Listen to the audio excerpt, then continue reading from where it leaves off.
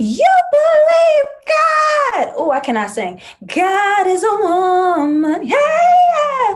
God is a woman who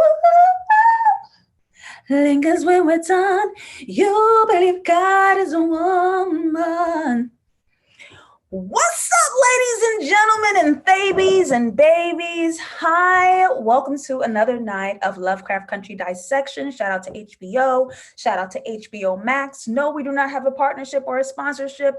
I don't know how. I'm just as confused as you are, but you know what? One day. One day. I am your host, JustLatasha. I'm so excited to discuss episode 7 tonight. I am what I am. I am. If you are not following me on social media, please fix that right now. I am on Instagram at JustLatasha. I am on Twitter at JustLatasha404. I tweeted today my little thought of episode 7, and so many of you guys really loved it. Shout out to new followers who hit me up on Twitter. So many of you are saying this is your absolute favorite episode of the season. I'm still on episode 3 as a favorite. Letty and those ancestors, get the fuck out of my house. That blood hurl, that yell at the end, that guttural. Oh, yep, that's still mine. But this was such an incredible episode. So I'm excited to discuss it tonight. We have so much to talk about. We have such a big conversation. We have so many lessons. Get into your heart space. You guys know that this is a love room. I see all the hearts going off in the chat. You guys are so incredible. Thank you so much. If you are not a patron, I see some of my patrons here right now, right? Shout out to Tia Maria, who's a patron. What up, A Barty? What up, CJ? You know, Damien's in here, always hitting me up in the super chat. Don't feel pressure because I said that, Damien. But I see Khaled here. I guess Khaled is ready for trying to win the dissection. Khaled, y'all got some competition with Khaled's in the room, all right? Shout out to Mac. I see y'all in the room. Thank y'all so much. It's a love room. Patreon.com/JustLatasha. I think I will be changing some things around on Patreon.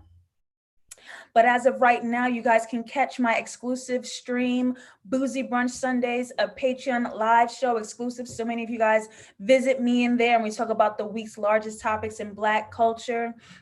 Yesterday, we discussed the Breonna Taylor injustice, the verdict let down, and we discussed Tory Lanez utilizing his platform and the story against Megan to gaslight the public, lie, and try to obtain album sales. Get him out of here. Get him out of here. Get on patreon.com. You guys get discounts on merch. You guys get an exclusive show. You guys get screenplay, script feedback. You guys get video one-on-one time for anything that you might need, all right? Get on over to Patreon. Is we ready? I want to start early today. I usually wait till people get in here, but look, we got work to do tonight, okay? There's someone here named Abundance, Grace, Awareness, Peace, Evolution. My God. So your name is your name. My God. There's someone here named D. Abrams. That is the exact name of my high school sweetheart. Wow. What's up to Iana? The latest episode was my favorite so far. It gave us the Jetsons, Moulin Rouge, and Black Panther, and Steven Universe all in one episode. Name those TV shows. Yes. Shout out to Marquise, who made it to Alive. Shout out to Marquise, who is also a beloved official family member of the Grapevine TV, sitting up there with us. Thank you so much for being here. All right, we ready. I said, let's go. Max said, this episode called me out spiritually. And dragged it did. All right, LoveCraft Country, episode 7 dissection. I am adapted from the original novels. Hippolyta disturbs the universe, starring Anjanae Ellis. Between her and Ruby, I am in love. I am in love. I wanna cuddle up, get a nice warm hug, bake them an apple pie. Take care of them as I ask that they take care of me. Incredible Black women, okay? This theme for tonight in this episode is freedom, as we've seen for past few episodes, right? Episode 6 was looking at Montrose from a cocoon to a butterfly, looking at Ruby uninterrupted. We're seeing a lot of liberations here. Letty casting those demons out of her house. Not those demons, just hear them, but her ancestors was there. Tick just still trying to figure out what the fuck going on. Like a lot of us. What's going on? So, literally black girl magic. So, we have Hippolyta working diligently to figure out the equation to open the orrery. Raise your hand if you would have solved it, because I would have been sitting in my room mad. I would have put it on a mantle. I would have just said, look how it shines. I would have put it in the sunlight so we can get that nice little glitter on it. I would have never figured this out. This is complicated stuff. And she was doing pages and pages of work with her intelligent mind. 3 days ago, we find when she tries to get some clues on where her deceased, her late husband, George, was laid to rest, was slain. She discovers on this burnt down, decrepit Braithwaite mansion has the same symbol on the headboard as it does the orrery. We don't know yet. But we find another clue, a piece of Diane's comic that she gave to her father on his final drive was found in the rubbish. Her comic, I already forgot the name of it, the name of her comic. We'll get to it. We're going to say it again anyway, it don't matter. But this is a clue to Hippolyta that George was here. And now I really want us to pay attention to the colors as well. This blue representative of freedom. We see Hippolyta there. The trim of her dress was in blue. We see this comic of the superhero in that blue wig, right? This is the superpower color right here. Leonie said, I would have had that orrery hanging like a chandelier. Sarai was like, this orrery would have been a centerpiece messing with me. I wouldn't have cracked it. I wouldn't have cracked it. And by mistake, when she's frustrated that she cannot figure this thing out and get it open, she knocks the orrery over, tilting it on its side, giving her a clue. Well, if it's tilted, if you could tilt a piece, like the orbit goes or whatever her equation said, it's going to open, bringing us to our opening shot that I wanted to bring up, just a slightly delayed than usual. But this opening shot shows us a globe upside down, topsy-turvy, tilted off its axis, right? Not right side up, cluing into other dimensions. That's usually when you speak of the underworld, or you speak of just the underbelly of the earth. We're talking about different dimensions, different realities. So all this clued in that very first shot in her complicated equations. And when she tilts some of the pieces, she opens it up and it unlocks a coordinates and a quote saying every beginning is in time and every limit of extension in space. We are talking boundlessness. Who are you uninterrupted? We are talking boundlessness, time, space. It don't even matter where you want to go, right? Orinthia Blue, thank you, because that was not coming to my mind at all. I was like, what is the name of this damn book? Corey said, it took her long enough to knock it over. We're gonna have our first conversation. Let's do it. And we are skipping some stuff tonight because we need to focus on Hippolyta hard. We see William, the dead bodies of William and Dell. William being Christina's past lover, and Dell being that racist we met down in episode 2 when we first visited the Braithwaite Lodge, the mansion. And Christina tells Ruby that she uses their blood and turns it into that potion, that magic potion that must be consumed so you can ride around in somebody's white corpse if you want, like it's giving Chevrolet.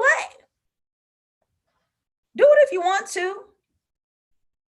So do y'all remember, audience question, do y'all remember what happened to Dell and why is she dead? Do we know why she's dead?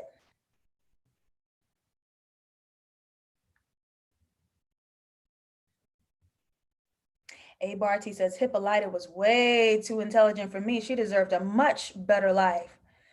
We have so much to talk about. We're going to hold on to that thought. Cupid said, don't skip everything. We not skipping everything, but we stopping by real short to these other parts.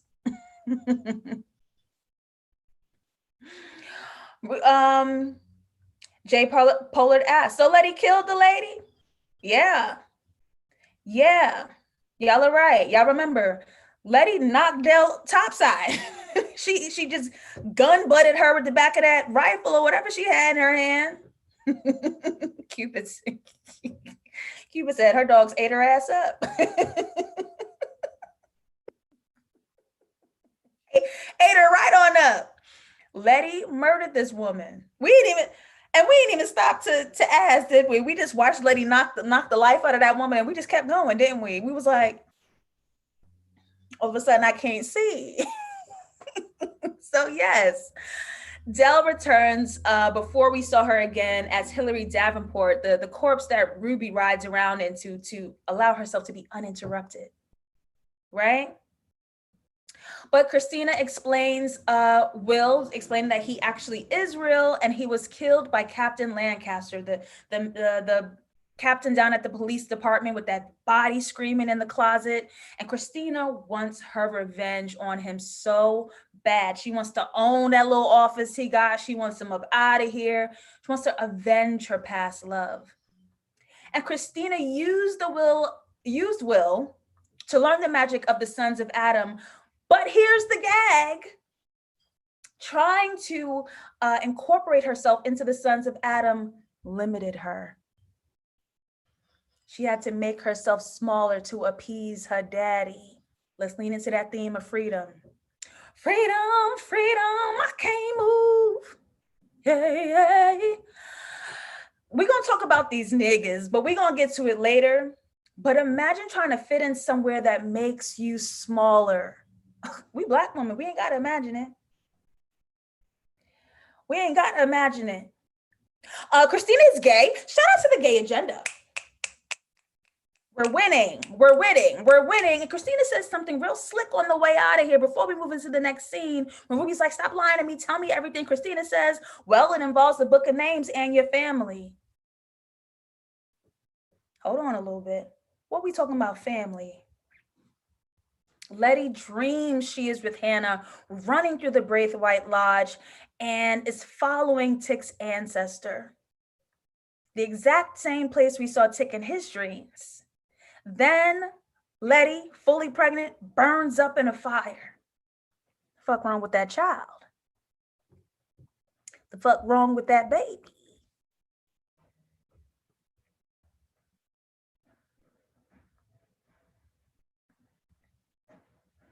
Sarai says Christina and Ruby were matching colors in this basement scene. Don't we love to see it?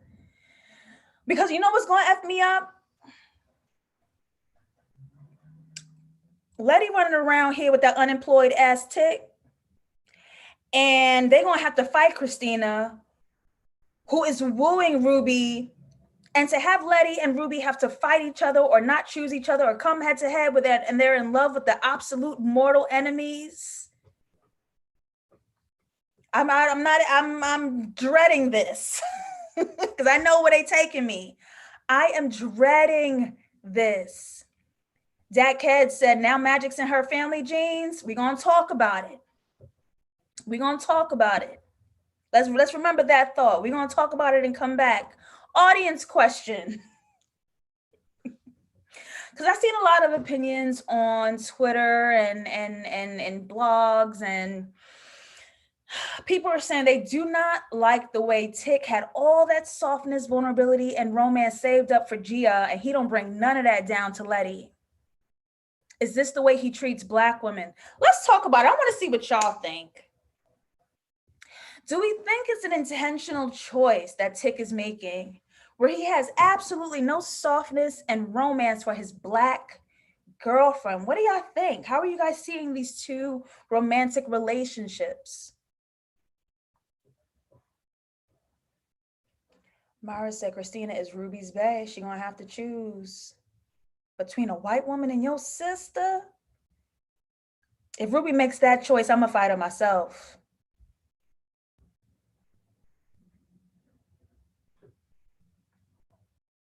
And Tanya said, Rosemary's Baby. Yes. What do we think about Tick, how he relates to Letty versus how we saw him relate to Gia? Mika's wisdom says Gia traumatized him from love. Josephina disagrees with the idea that he is intentionally not giving romance to Letty.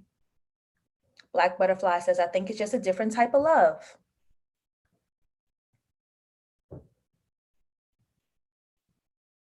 Tanya brings up a good point. He lost his virginity to his first love, which is Gia. Unless in that flashback when we saw that random Black woman that we haven't met yet sleep with him in the bed, Letty, I think, is only his second sexual experience. So the fact that she was like, well, that was my first time. He was like, your first time what? Nigga, you was barely ahead of me. What are you checking me at the dinner table talking about first time what? Nigga, it's your third time out. You only been out here like 3 days. First time what? Nigga. Francesca says, I thought about this too. He chose to be soft while at war. Good question. Good question. Cali girl says, Gia shook that boy with her tails. Callie says, not sure how to answer this question, but it's interesting how Tick put a gun in Gia's face prior to their relationship before he met her. She was the enemy to him. As good as an enemy, because I was like, I wonder if that is intentional. We saw him be cute and romantic and go above and beyond. But this, him and Letty, I don't think it's like a Black woman thing. Like, I saved my best for that Korean across the water. I'm thinking about the wounded soldier with that heavy shadow that he's carrying, his guilt from Korea, that he can't let it out. No one's allowing him to express that almost. They keep telling him to be quiet about it. He's holding it in. The war, the trauma, who he was, and the fact that he and Letty were like accidental lovers. They wasn't even supposed to be like dating. They were like, it was a messy start. And that's no excuse. After you done knocked it down like 2-3 times, especially in the backseat of the car, you could come with roses or something the next day. But I'm thinking about like this looming death hanging over their heads. It's not quite a free space. It's not quite an understood space. I think they just put a label on it yesterday. She already dreaming about pregnancy law. So, you know what I'm saying? This wasn't to me. This wasn't like easeful. CJ says that flash of the other woman was between his time with Gia and his time with Letty. Okay, Ellie Luna says his needs were different. In one, he was away from home, and with Letty, he's home and surrounded by all of his triggers. To me, what he has with Letty is more grounded. He has so much more attack here. Where they at? And you could die tomorrow, because where's Christina at? Like, unless you in Letty's house, Christina could cap you at any time. So like, imagine, I wouldn't feel like no date, to be honest. So that's just me. That's just me. But here we learn that Tick does not feel adequate enough to learn the spells. He's like, this is decades worth of work, and Titus failed at it. Samuel failed at it. Like, who am I to do it? Letty doesn't tell Tick that in her dream she was pregnant. She was just like, oh yeah, your grandmammy was pregnant. She had the book of names. They find out that they had the same exact dream running through that fire at the Braithwaite Lodge, and Hannah was holding the book of names. So we might get it. We might obtain this thing so I can get the magic. So Christina out there looking for pages, but I can have the whole damn book. Let's go. We got to find this book. The cap is Black people do not know their lineage, and this is especially true for Black Americans. We cannot trace our lineage. It has been eradicated by white supremacy and the violence of slavery. He has no idea where to search for the magic his bloodline owns.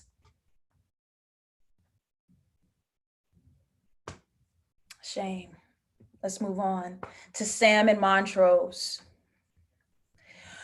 The set design here told the entire story, and we're going to draw it out. Montrose is terrified He is afraid to be found out as a gay man. And whenever he and Sam start to get a little emotionally intimate, we see Montrose picking a fight. How fearful. How fearful. Look at the top left photo, the spacing where they're at. They're far away. We know that's an emotional disconnect. That's number one. We see Montrose here in front of that guarded window. Look right beyond the window. We see those hardened cement trains to hold up that elevated train. We see the hardened cement, right? Montrose living in that prison versus Sam. Look at that. Look at that wallpaper. The pink wallpaper with flowers.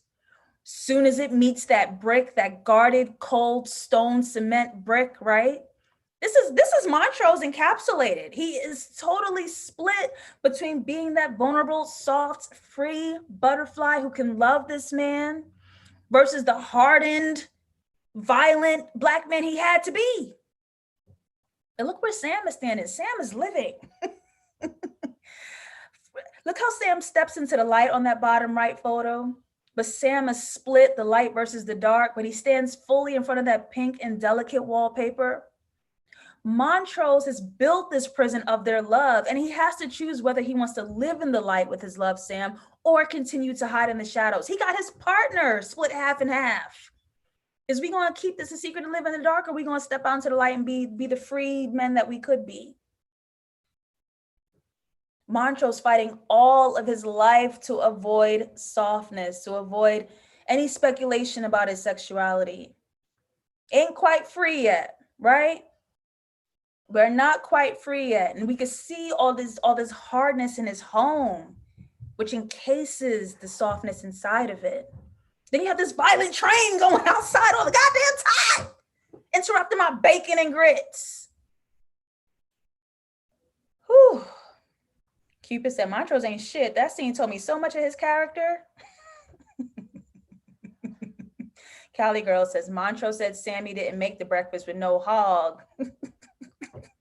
Plus, Sammy put sugar in his grits. Montrose is a salt and pepper man. We don't put sugar in grits. I'm sorry. Let's argue. It's salt and grits. And y'all better stop with this. Okay? Corinthia Morgan says, there's a little red behind Montrose too. He's hot. He's hot and violent and volatile. Too much. Okay? Too much. Baby. See, we knew it was coming. Baby. Tick and Letty find Sam and Montrose. Montrose is outed. Saying that forbidden word. I hope none of my viewers ever say this disgusting word that starts with an F. Don't ever say that. Don't ever let that word leave your mouth. And we have Sam being held down in front of this brick, trying to be free in Montrose's prison. You had to harden Sam just so you can try to love him, and Sam confused. Sam don't want none of this.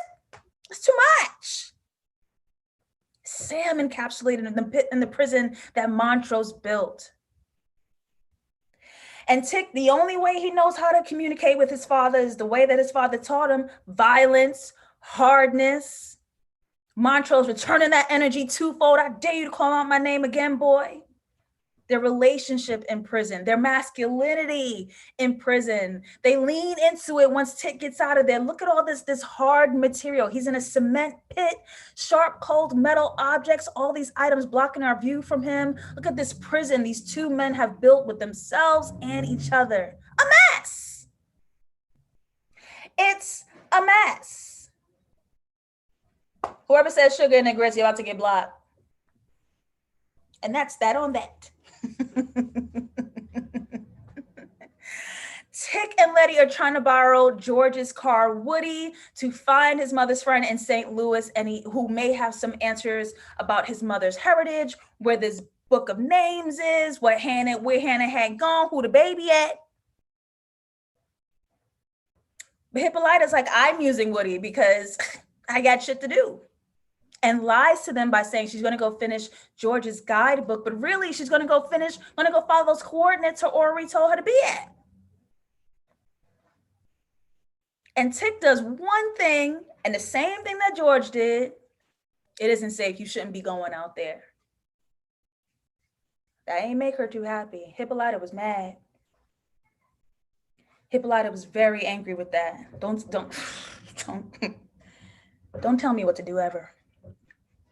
I think sometimes when men try to date me, they think it's romantic to be the leader and try to control me. No, because now you just made me mad and now we arguing. See, we didn't have to argue. You should have just said, Tasha, go be a butterfly. I'll be here when you get back. And now we all would have had a good time. Now we mad. Don't do that. Hippolyta was like, don't. And I get it. I absolutely get it. Mostly Mosley says, can we speak briefly on how Ruby was serving looks? We are skipping Ruby just a little bit, but yes. I want everything. I want it all. What Ruby was serving. She could put sugar in my grits. So let's go down to Kansas. This is where the coordinates is leading us. We have a French, we have Josephine Baker in this song, singing a French song, Paella Canela. Tell you a little bit about Josephine Baker, one of a Black history icon in the 1920s. She moved to Paris, France, and soon became one of Europe's most popular and highest paid performers. In the 1950s and 60s, she devoted herself to fighting segregation and racism in the United States. And she lived in New York, St. Louis, and Paris. Josephine Baker, all up in where they at. Okay. And now that Hippolyta is on the road, she passes another historical figure, Black woman Bessie Stringfield, the first Black woman to ride her motorcycle in all 48 connected states. On that road, on her bike, doing whatever she wants, answering to nobody. It's looking like freedom. It's looking like freedom. And we see what color that motorcycle is, right? That Orinthia blue, that freedom, that boundless blue. Let's call it that. Oh, I like it, the boundless blue. Hippolyta, discovering Diana, her daughter, left her, even after that little fight and that little attitude, left her a copy, as is their tradition, of an Orinthia blue comic for her travels. Whew, we have that red versus blue. That the anger, the entrapment, the cage, versus that cool, free, boundless blue. We're trying to get somewhere. We are trying to get somewhere. While eating mac and cheese, Miss Osberta, aka Birdie, down in St. Louis, tells Tick about some of the old days with his mom and the friends and what had happened at the church. And Tick discovers that a woman in the photo and him have the same exact birthmark. Oh, I blocked the other photo. I've totally forgot. So the top photo is blocking this other photo, but it's a picture of a Black Virgin Mary and a small boy, like a Virgin Mary and a son. And it's just looking like God tier power. It's looking like God tier lineage. It's looking like the blessings of the blood. It's just giving, it's giving. And we see right behind Miss Osberta and Tick, there's two silhouetted photo frames, two shadowed women facing each other. Birdie was giving me a little,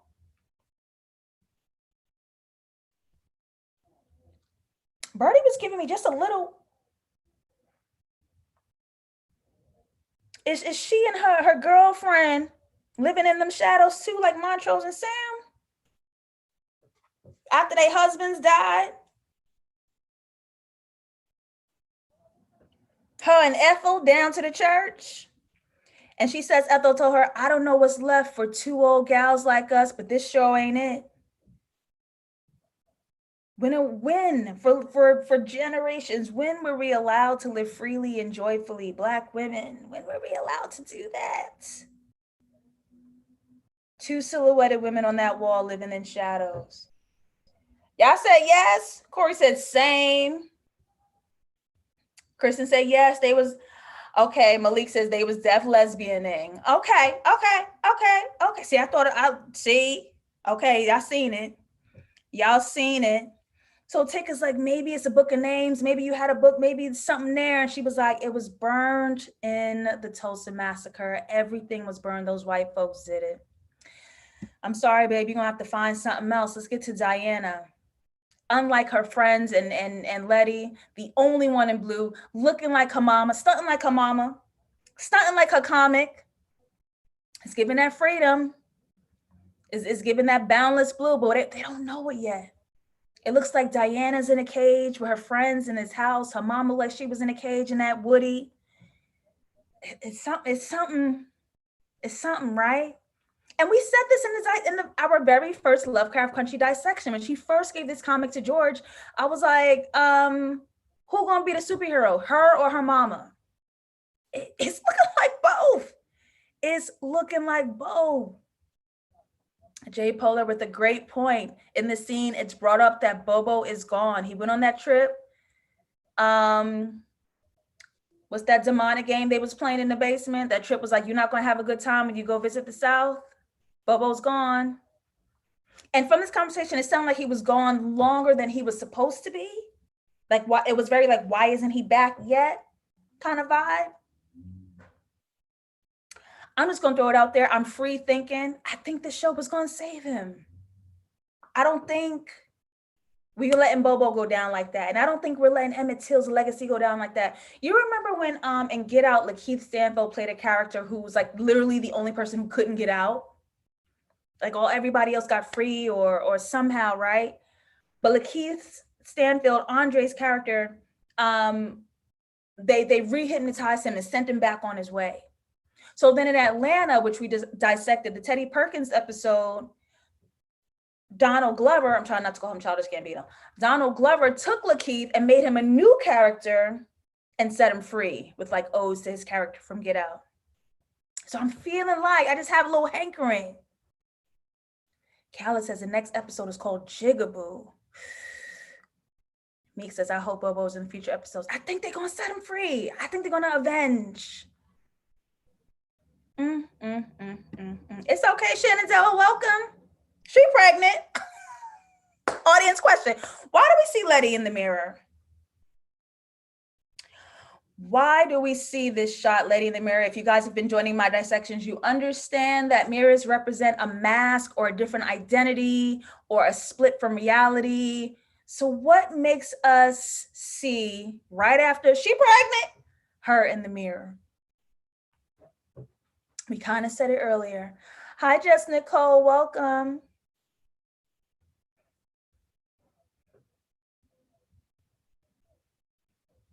Who says she would like to see Bobo saved because they did introduce us to the concept of traveling through space and time. We want to see some Black fantasy. Let's save him. Learning said, I just finished this episode. I'm late. It's all right. Welcome to the room. What's confirmed? Wait, Cupid, we don't do spoilers in here. Don't spoil.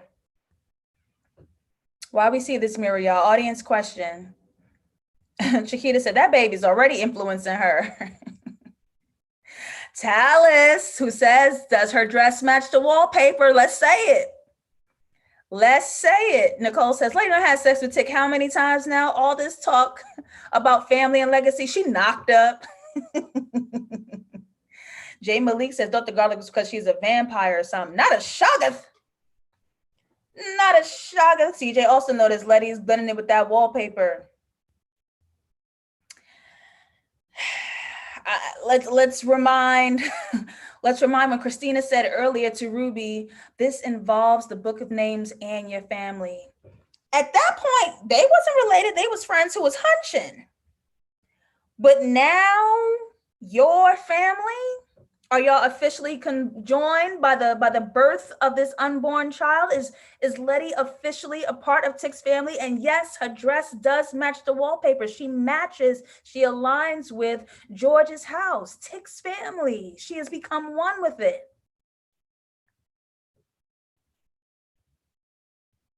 Mosley says, Letty died and came back to life. I wonder if that will affect her pregnancy. Dang. We got vampires. We got pregnancies. We hate garlic. It's looking Steve. That baby done burned in the fire. It's looking Steve. Hannah said, get rid of that thing and quickly. Quickly.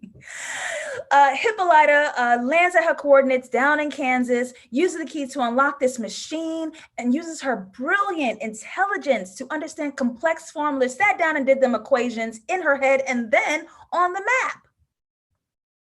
to successfully unlock it until she is discovered by two coppers coming to take her down. Tick arrives, saving her from the police, who's guarding the machine, which opens the portal. Tick throws a cop in, Hippolyta shoots one, kills the other. Sorry, Hippolyta shoots one and kills him. Tick throws the other one in the portal. We out of here. Let's expand. Let's expound. Hey, Barty says, not that thing.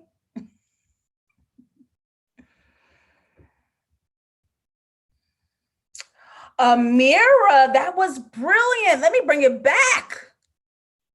When I asked why does she match the wallpaper, Amira, that was brilliant. Letty is possibly stepping into Hippolyta's old role, maybe in danger of shrinking herself.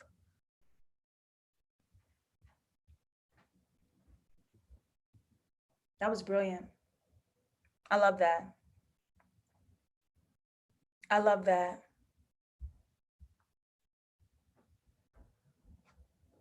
Let's get up out of here. We are expanding. We landed at some intergalactal womb. This bitch, what the fuck? Reminding us of what the orrery told her. We are boundless in the beginning, in space and time, and ain't no limits. It's giving find your way back. It's giving Black is King. To be honest with you, Simba, you have come from the stars. Remember who you are. It's Hippolyta finding an implant in her wrist. She's been abducted. She's captured in this cell. Jumpsuit provided. I need to know where to get the jumpsuits from. I would like one in a size large, an extra large for a little room. We meet the being. We meet the being. Hippolyta says, ask the question. Who are you? What are you? Now, to be fair, there was an uproar, justifiably, there was an uproar because Tick asked this of Yahima when he met them. Yahima, who was unfortunately taken down by Montrose violently, an intersex being. Hippolyta asked this being the same thing. Who are you? What are you? Because you ain't human.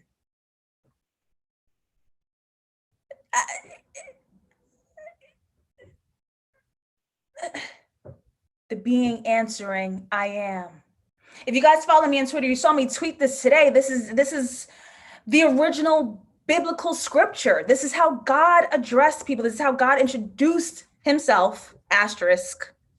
This is how God introduced himself to people. And the people looked at God and said, what do you name yourself? Yahweh, I am what I am. So this being in the form of a Black woman with the biggest afro, and her answer is the very full, don't get it confused, this is a full sentence, I am. The ever, the omnipresent, the forever, the ending, the beginning and the end. I am aghast. Hippolyta being threatened says, you can't keep me here. The being answering, you are not in a prison. Who said their spirit was moved? Because I'm with you. My spiritual ass cannot take this. Y'all know I'll be witching it low key. My spiritual ass was fed last night. Let's talk about oppression. There are actual forces that keep us depressed, but sometimes our own minds enforce a limit onto our own selves. You ever seen that video of a baby acting like he's drowning? He's so scared he can't stop, and his mama just tilts him right side up and he stands up in the water. He's like, oh. Raise your hand if you be psyching yourself out. A. Barty says, I was moved. Ellie says, this is not a prison. Oh, that line, the beginning and the end. I leapt. Your mind makes up stuff. Your mind puts you in your own prison. You put yourself there. Hippolyta in her fear says something. You can't keep me here. This is both a threat and a proclamation. She just didn't know it yet. Nobody can keep you where you refuse to be. I am. And this is what I love about God's name. One thing in the Bible says, and I am not a Christian, but I do love something. When it hits, it hits. This is something that I love about God's name. I am. The Bible said that God has made us in his own reflection. So when you call on God, you also call on yourself just in a little bit. God says, I am. And so when you need to call on God, you need to say, I am.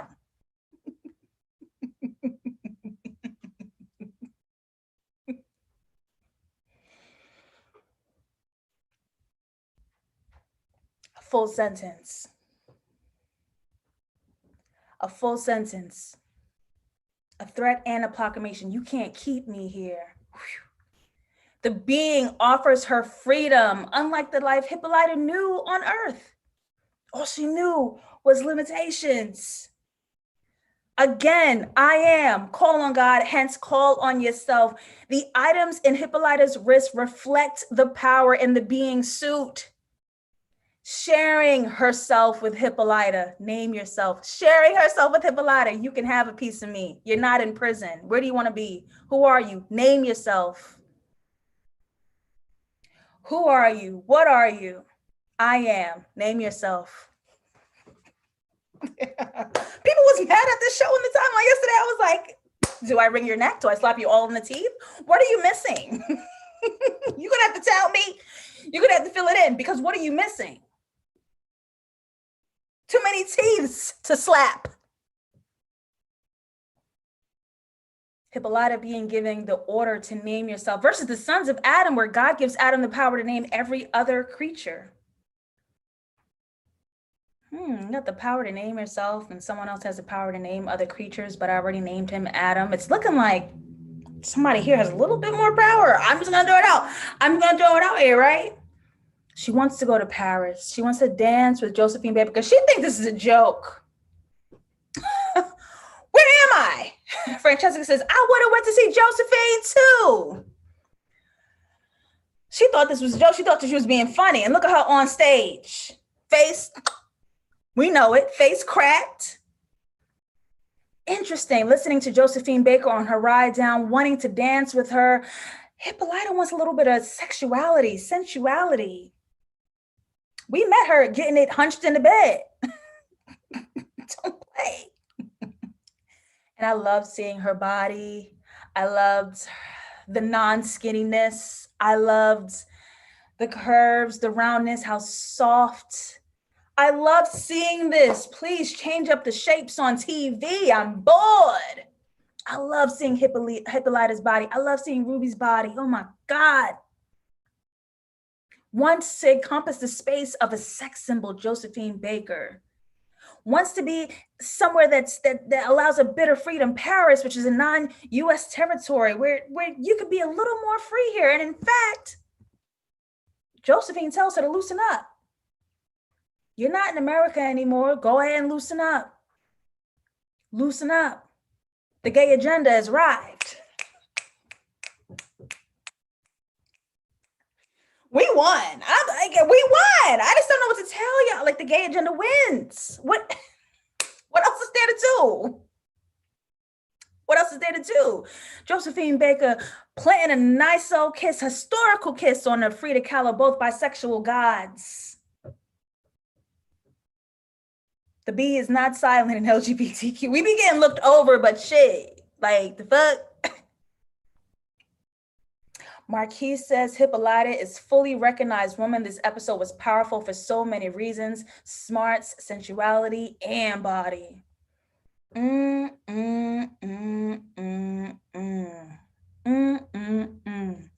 Frida Kahlo giving a speech saying, here's to women like us who know when to create and when to destroy. Frida Kahlo gave no fucks. She made everybody mad. How dare you wear pants? How dare you enjoy yourself and divorce a husband? Who will you be if you're not partnered? Me? How dare you hunch on some woman down to wherever you're at? Frida Kahlo made so many people mad because fuck you. Girl, fuck you. And Let's get into this dialogue, y'all. Dying! Guys, I'm dying. Dressed like the orbit from when she came.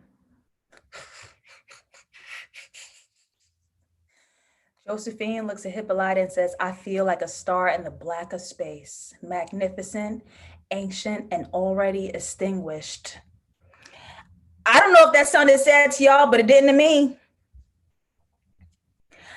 It didn't sound sad to me. Josephine acknowledging her full power, even if it goes unrecognized.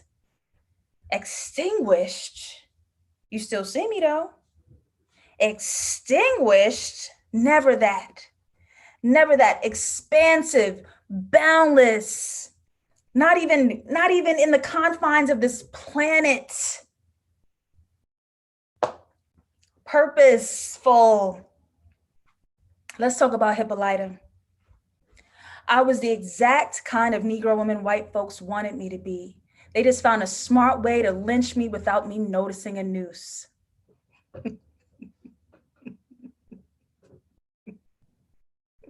Y'all might be right on this favorite episode. Y'all might be right. It makes me furious. Sometimes I just want to kill white folks. Let's stop by Nina Simone real quick.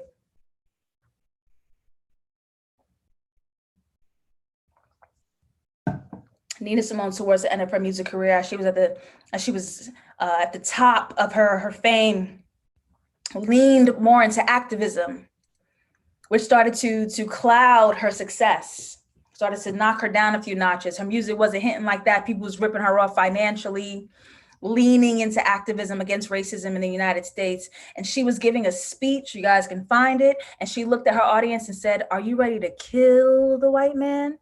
Her husband ain't like that. Nina Simone's husband did not like that. He tried to pull her to the side and said, what we're not going to do is any of that, because this is how these white men pay our bills. These white folks have been nice to us. These white folks allow your music and your success. And Nina said, I don't care. What will you do if your art doesn't represent the times? Nina Simone asked her own audience, you have to be ready to kill the white man. And Hippolyta, in her freedom, says, sometimes I just want to kill white folks. You're not allowed to say that as a Black person. No matter the violence, no matter the violence, historically, presently, we ain't allowed to say that kind of shit out loud. Myra says, she said that. Ellie Luna says, no one talks about how this destroyed Nina in the end, and she spoke on regretting it. They punish you for that truth. A Black woman telling the truth, you as good as gone. You as good as gone. We see Hippolyta uninterrupted, and hers looks like an indulgence, right? The drugs, the dancing, being on stage, learning the moves. She wants joy, the smoking, little flirting in the room with the ladies. Hippolyta, it's good. Hippolyta flirting in the room with the ladies. This looks different than Ruby's uninterruption, right? Ruby's, and it made some people uncomfortable, but she went full anger. But you got to understand how valid that is, because here what we see is a balance of joy, of sexuality, and the anger. The anger didn't go nowhere. Sometimes people's freedom is leaning into that anger and getting your vengeance. It's what Christina's doing. Christina ain't doing nothing nice outside. That's why Ruby's her partner. Christina's not doing nothing nice outside. Christina's angry. White women are allowed to be angry. Ruby got some pushback, especially by some people, some Black folk watching the show. Ruby got some pushback. But this Hippolyta indulging in her freedom she has so many layers to it. Just so many layers to it. And we see where she's limited. She has to be a mother and a wife. She's weighed down by the responsibilities that she has to constantly serve to others. Where she is uninterrupted is self-serving. Give to yourself. The prison for Black women having to be passive and nice and giving and safe. You know, that perfect Negro woman that nurtures everybody else. And she hates herself for feeling small. What are you going to do with all that rage? I am Hippolyta. The I am. The expansion of self, the realization of self, even the ugly parts, not the presentation of all the good and cutesy parts. When you step into the full extent of yourself, when you allow yourself to be boundless, sometimes it's ugly and it's mean and it's nasty. Who is Hippolyta, uninterrupted from this balance right into this guttural scream, the transition from the emotional freedom right into that rage. You see how seamless it is, how our anger is separated just by a thin line. I don't know about y'all, but I'm always riding on, we're not gonna let that rage is sitting in the bottom of my stomach all the time. You wake up to another news story of one of us slain. That rage don't go nowhere. But how do we have to maneuver this world and this life? Oh yeah, no, I'll help you. I'll do it. Yeah. Black men in what was it? Long Island put black women on the front lines and they protest. Black women first.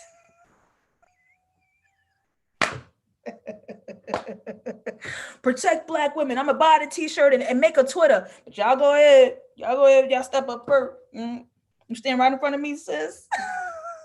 The fuck? UK Leonie says, I think it shows the respectability issues as all of the characters are highly educated and have some access to funds, but still limited due to race. Say that.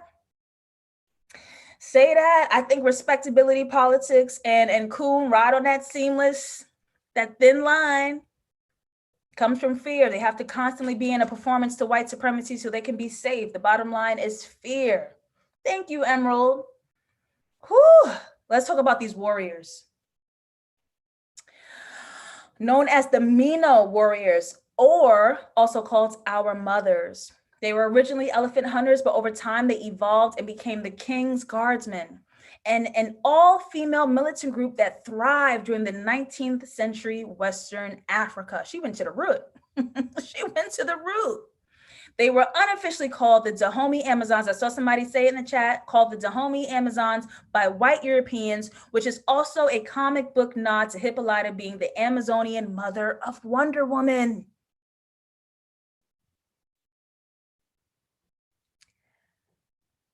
Now, correct me if I'm wrong. When I saw Wonder Woman and I dragged that movie and I got dragged right back for dragging it by the white girls, wasn't no black Amazons.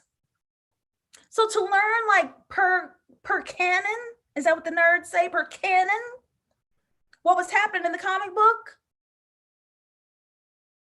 That's the mother of Wonder Woman?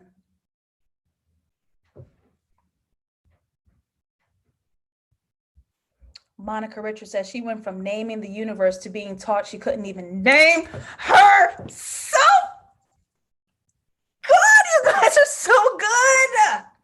I was going to bring that up later, but fuck it, talk about it now. You have to remember Hippolyta named the cosmos and her name erased from history. Given to some white woman, erased. She already named the cosmos from where she came and forgot to name herself I am. Monica, you make me sick.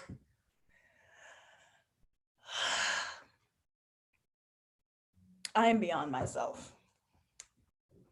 I'm beyond myself. Monica said Amazons are black. Mara Cherie said there were black Amazons. Not in no Wonder Woman. We know it, but not in no Wonder Woman.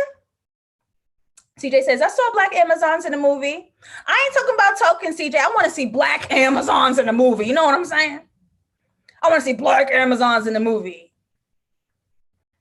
Mara Cherie says Wonder Woman has a twin, Nubia, a black woman. Did y'all tell the people who making these Marvel movies, the big blockbuster Hollywood, we have to tweet them in unison? Because I ain't see it.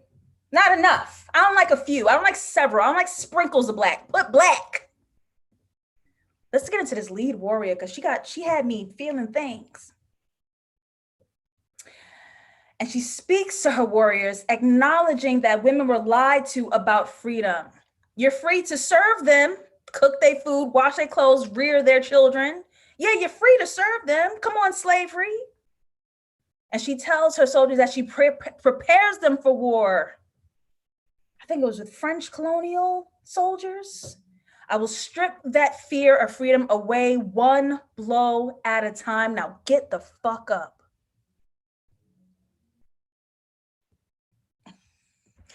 Let me tell you something about winning. Let me tell you something about freedom. Let me tell you something about how you have to change your mindset.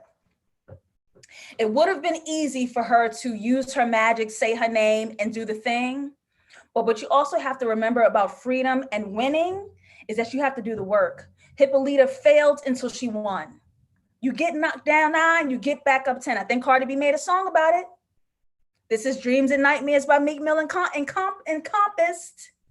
Hippolyta didn't just whisper her name into the winds until she was the magic leader warrior. She got her ass beat until she learned and she became the winner. Sometimes it takes a journey.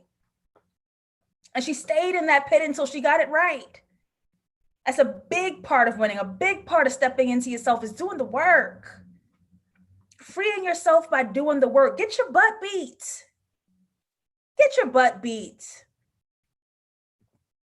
I love this. Let's just all take it in. I love this. Off with his head. She gives an incredible speech to her soldiers. They say that to women like us, because they know what happens when we are free. They don't want to see us let our rage go. I tell you that. And us holding our rage has been mighty kind. Us holding our rage has been mighty kind. They know what'll happen if we get free. And even though their impending death awaits, they're free from the confines of Black womanhood by way of supremacy, even though death is right there at the door. You've already freed yourself. What else is there to prove? What else is there to prove? I am Hippolyta, George's wife. And the way we went from an emotional, easeful freedom into that rage, and we take this death and warrior back into this vulnerability. Oh my God. Oh my God. Has an exciting conversation with George that she knows the equations of the world. And this is not a time machine that she discovered, but a world where she can name herself anything. We're talking dimensions. We're talking different coordinates of the almighty universe. And in this world, George is alive. She's telling him a very present and current story, not what had happened. And he's here in this space, in this boundless space. And he said something that hit me in the chest. After all you saw, you still named yourself my wife. Now, wait a minute. Me in relationships. Now, wait a minute.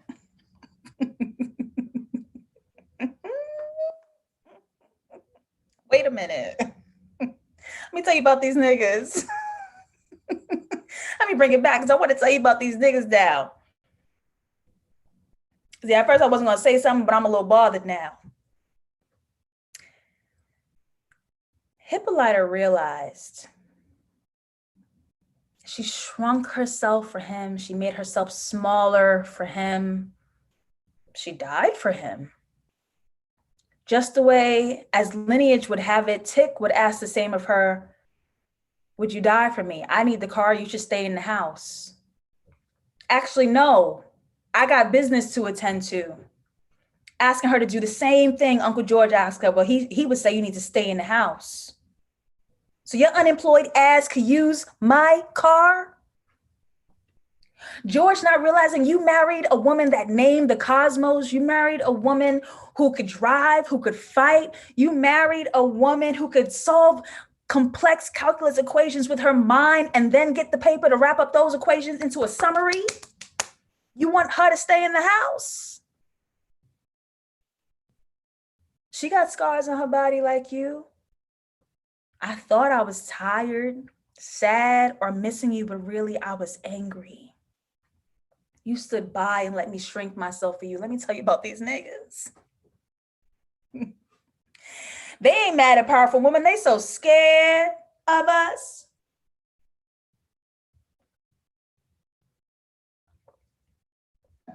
These niggas done asked me to make myself smaller for their ego and for their self-comfort so many times. And so many times I did it. I was mad at me. I'm a powerful ass bitch. I don't know who I need to prove that to. I don't know who I need to tell that to, but I'm just going to say it because I am what I am. I'm a powerful ass bitch. And sometimes trying to link up with these niggas, they ask me to be a little less powerful. Sometimes they act nice. Most of the times they don't. I'll tell you about these niggas. Hippolyta's mad. As I have been. I was angry. We need to discuss the ways that Black men impose supremacy on us and other marginalized Black folk. I didn't want to do it. And we're talking about misogyny. We're talking about misogynoir. We're talking about transphobia. We're talking about homophobia, all the ways that Black men ask other Black people to shrink themselves or disappear so they can feel powerful, because when they maneuver themselves as they are in the world, they're nothing but niggers and they don't like that. Who can they be powerful to? How dare you impose harm on your own community when you have these powerful forces behind you fighting for your life?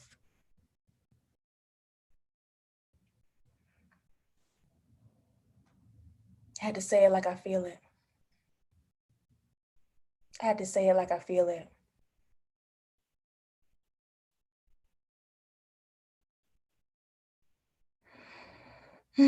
Ellie said the way she came back to this moment with her full self made it hit way different. It didn't have to be mean. It didn't have to be aggressive. It didn't have to be all. It was still vulnerable, but I'm angry with you. Mr. Reed Stanley says, I wish my I am affirmations have been doing for years worked as fast as this. I am that MFN I am. Whew. Whew, that soft apology he gave back. He stopped and think about it, didn't get in his feelings, didn't argue, didn't fight, didn't say, but women do that. But women do. But that women do that. He didn't say none of that dumb shit.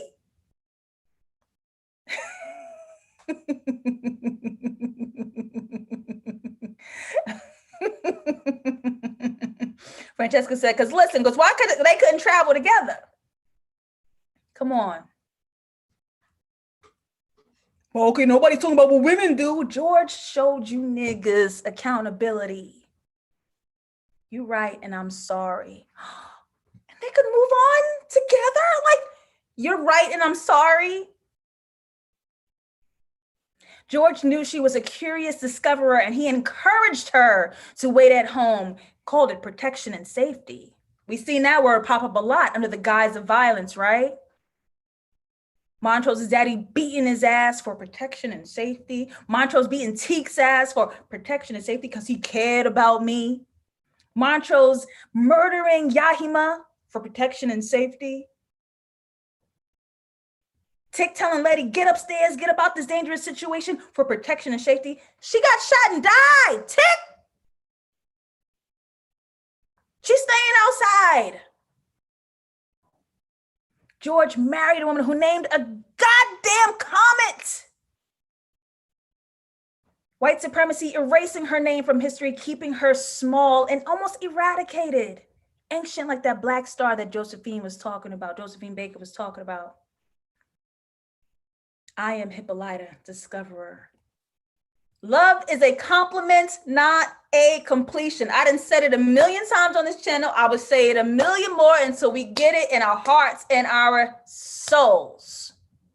Love is a compliment, not a completion. She didn't know how to use the power when she cracked her wrist in that cell, leaving her bloody, and now she can call on it.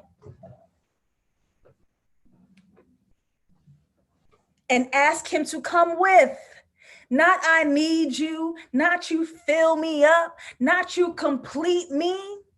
When I call on my power, now you can join me and we'll move together.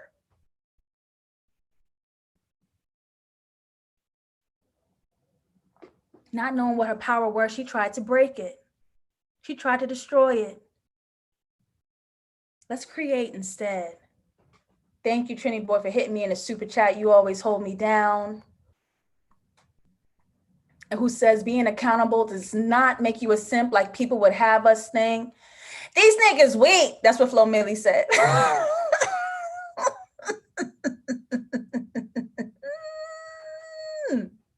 Maya says the fact that all this happened after his death, I don't know, child. Whew.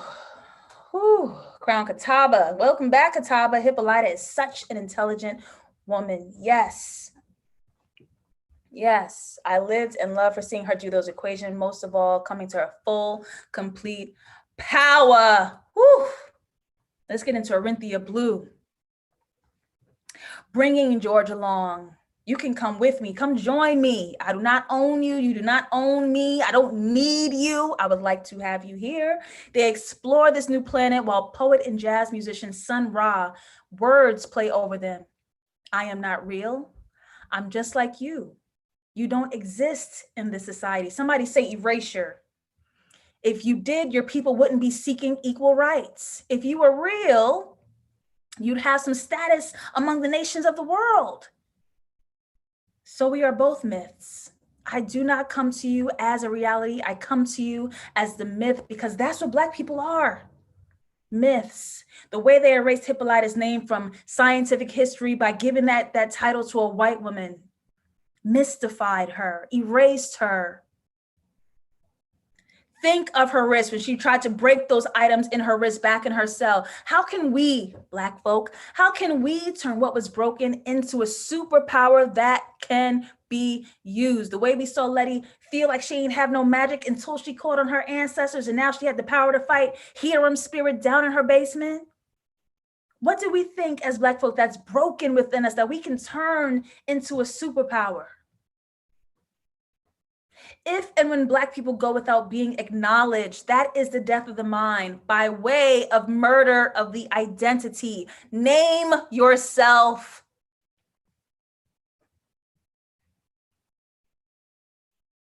Trini Boy, do not sing my favorite song right now. Please do not. Sarai says, peep the spaceship. Mika's wisdom, I believe, asked earlier what was with all the numbers at the bottom. She was able to, it's kind of like the Matrix. She was able to maneuver where she went to travel to different coordinates. Those are just the coordinates of where she was going in space and time.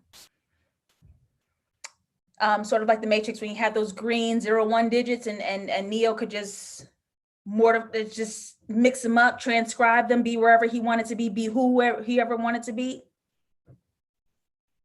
So now that we know all this, we have an audience question. Name yourself. Audience question, name yourself. Where do we think the book of names falls into all of this? Let's hypothesize. Let's turn on our critical minds. Let's turn on our dangerous minds. Emancipate your intellect. Where do we think the book of names falls into all of this? Let's just throw some thoughts out. Ain't nothing right or wrong at all. We just having some fun. Let's hypothesize on this story.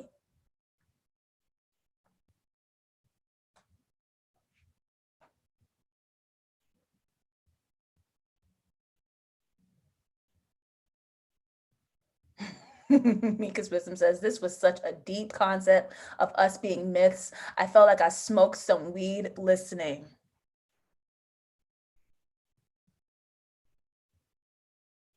What you want to say about the spaceship, Shirai? We have red versus blue again.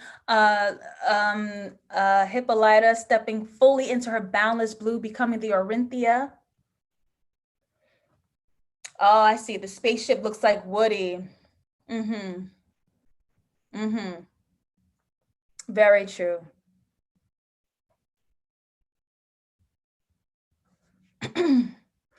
All right, so UK Leone says, let's never forget Anjanae started in the film The Book of Names. Starred in the film The Book of Names. I didn't know that. I don't even know what that is. Francesca says, Diana already got her own book writing spells with these comics. Mara Cherie says, everyone in this story may be in the book. I think I missed something. Oh, Khaled says Hippolyta wasn't lying when she said that she was working on the guide. She just traveled the world and galaxies to do it.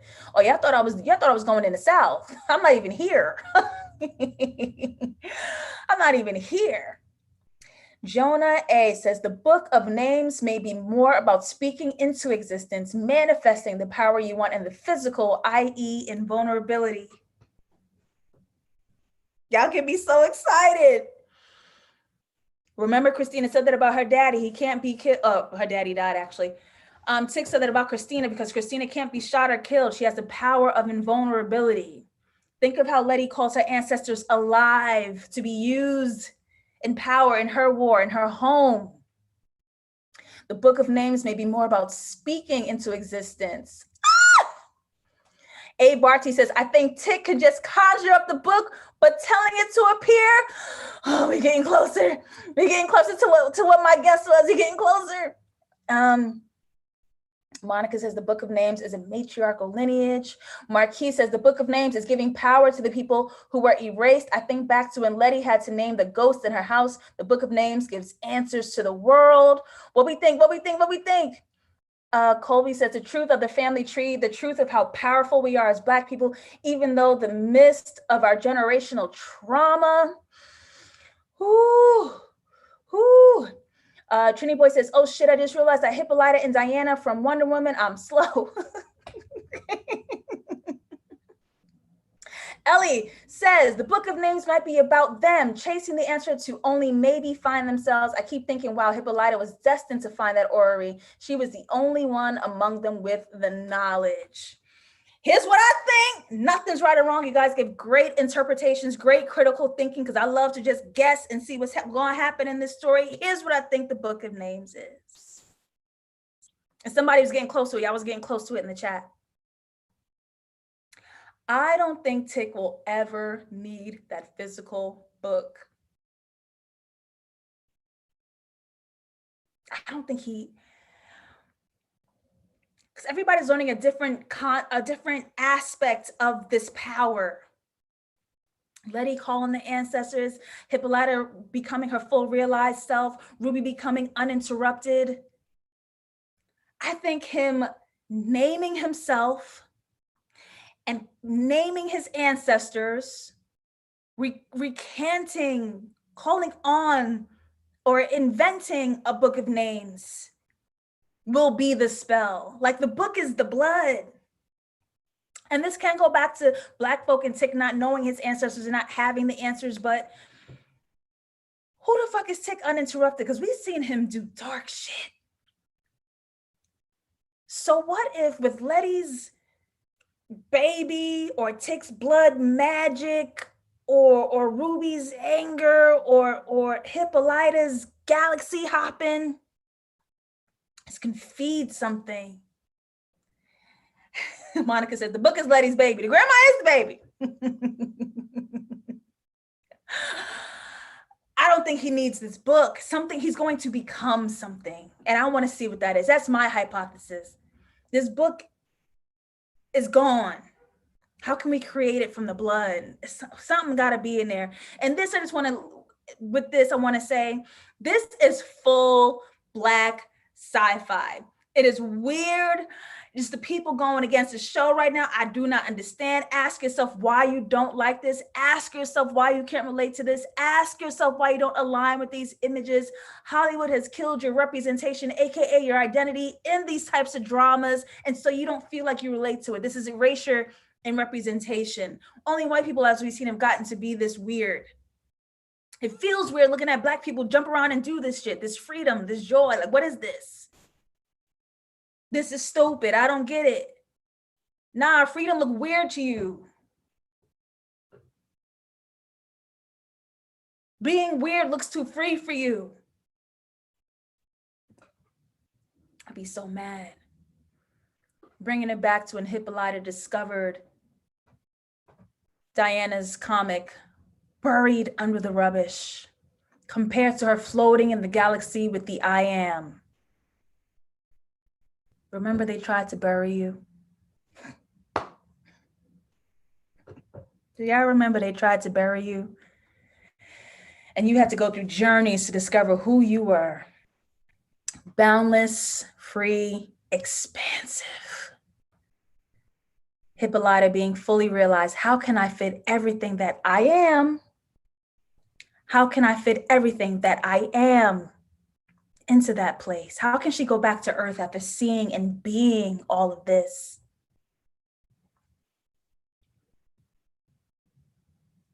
Where the fuck was Tick at?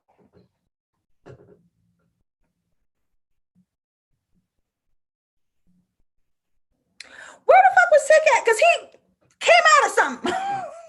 Did y'all see that? CJ says Black people being free is even too much for a lot of Black folks to digest. Y'all said y'all didn't want trauma stories. What happened? Y'all said y'all didn't want trauma stories. What happened? Where the fuck Tick was at? He came out of something. And we see him holding a physical copy of Lovecraft Country. Only this book wasn't written by the real source, which is what we said in episode 1, Dissection, by Matt Ruff, but it's renamed, reauthored by George Freeman. Matt Ruff is white. They replaced him with a Black man. Featuring the tagline, Journey into Worlds Within Worlds Within Worlds. Did galaxy hopping, time jumping cause Hippolyta to actually change and alter the present? How does Tick have a George Freeman authored Lovecraft Country novel in his hands? What did she change? Just a butterfly effect. CJ said, thank you. Tick just stumbled back on out. Where was he at? Decarius says, I hope he found himself. Well, if Tick disappeared, where the fuck did the cop go and who did the cop see? Who did Tick see?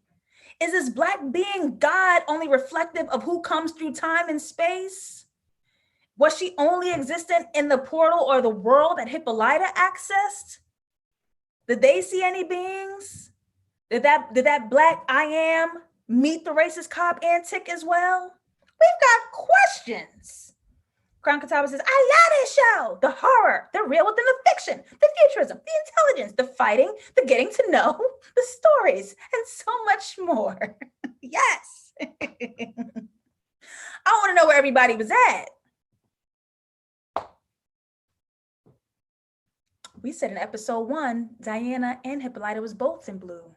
They both match Orinthia.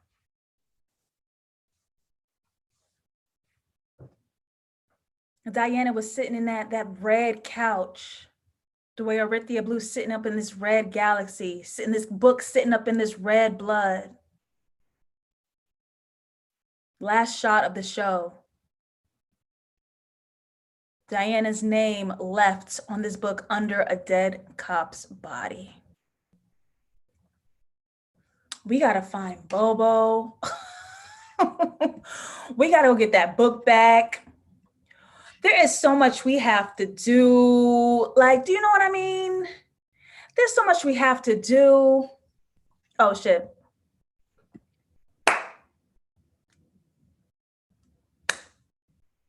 We went long today, y'all. We went long today, y'all, and I appreciate you. I love you. Y'all are so brilliant. Y'all teach me just as much as we sharing information on here. Y'all share so much information with me.